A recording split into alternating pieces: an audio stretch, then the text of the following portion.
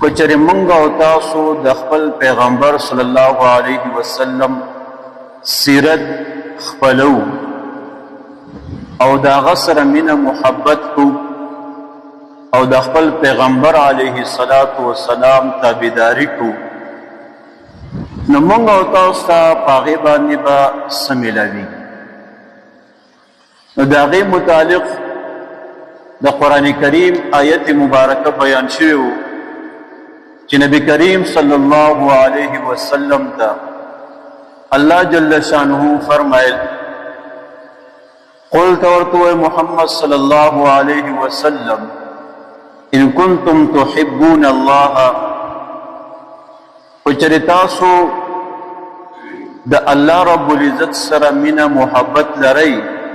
فتبعونی زما تابعداریو کئی یحببکم اللہ نو اللہ تبارک و تعالی خو به یو سر من محبت کی او زما په خیال د دې نه بل لوی نعمت او لوی شرف او عزت پنوي چې مونږ او تاسو ته د خپل پیغمبر صلی الله علیه وسلم په تابعداري باندې د الله تبارک و تعالی د طرفه محبت او دوستی نصیب کیږي دا یو ثمره شوله چې دا مونږ ته د نبی علیه الصلاۃ والسلام په تابعداري سره او په سیرت اختیارولو سره ملاویږي چې الله تبارک و تعالی مونږ به د الله رب العزت محبوبین جوړي او دویم الله رب العزت فرمایي ويغفر لكم ذنوبكم پچره مونږ او تاسو د الله رب العزت محبوب صلی الله علیه وسلم تابعداري کو دا غسیرت خپلو نو الله جل شانه با زمونږ ګناهونه معافي او بخیبه ولې چې مونږ انسانان یو کمزوري یو گناہونا با زمون خامخا کیگی نو چې زمون گناہونا اللہ تعالی دا رسول اللہ صلی اللہ علیہ وسلم پا سیرت خپلولو داغا پا تابعداری بانی معافی نو مونگا نور سوا دا خو یو دیر لوی خبر شو زمونگا ساسو دا پارا چې دا رسول اللہ صلی اللہ علیہ وسلم تابعداری کو پا هر یو عمل کی سرنگ چې پا تیر جمعه ما ویلیو په مو خوراک کو نو خوراک په د چا په طریقو کو د نبی علیہ السلام په طریقو کو نو الله رب العزت په زمون گناهونه معاف کړي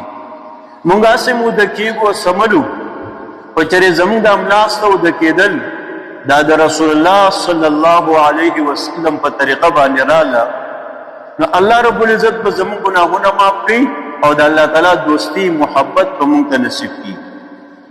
موخو کورون تا خپل کورون تا دن او بار کېږو کچره د خپل کور نه باروزو یا خپل کور ته دن کېږو نه پاغه باندې او کچره دغه زما سات رسول الله صلی الله علیه وسلم په طریقه شوا نو الله رب العزت په زما ستا ګناهونه معاف کړي دارنګي هر یو جائز کار او نیک کار چې مونږ کو کچری پاغی کی د رسول الله صلی الله علیه وسلم طریقه رااله نو هغه کار دا زموږ او تاسو لپاره عبادت ګرځي او پاغی باندې الله تبارک وتعالى مونږ ته اجر او ثواب هم راکړي دا الله مینا محبت هم نصیب کیږي او زموږ او تاسو ګناهونه الله معاف کړي دغه چې کوم د سیرت د نبی علیہ السلام د خپلولو دای پیدا ده دا د قرآن کریم د آیت کریمه نه ثابت شو